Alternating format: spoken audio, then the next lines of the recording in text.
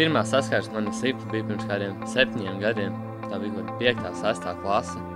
Bija iespēja apmainīt snikers papīrīšu 10 pret furbegu. Mēs pēc stundām starpbrīžos uzspēlējām pa laikam.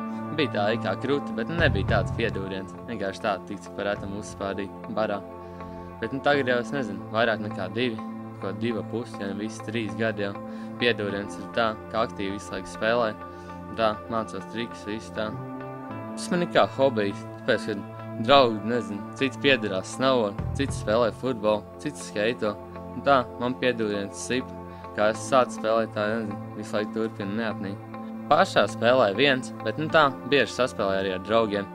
Tā, barā man nepatīk tas, ka taisu vienreiz triku, man nesanāks, mēģinu vēlreiz. Un tā, uztaisu vienreiz, 2 reizes nesanāk. Man liekas, ka draugiem nav pacietības uz to, ka es viņiem nezinu, kamēr padošu to bumbiņu. Un tāpēc es vairāk tā spēlēju viens. Pašā klausos kaut hip-hop, kaut ko tādu, lai ir tāds foršs ritmiņš, tā var normāli ieiet ritmā un spēlēt. Tā ir daudz vieglāk atvērties, vieglāk trikus taisīt.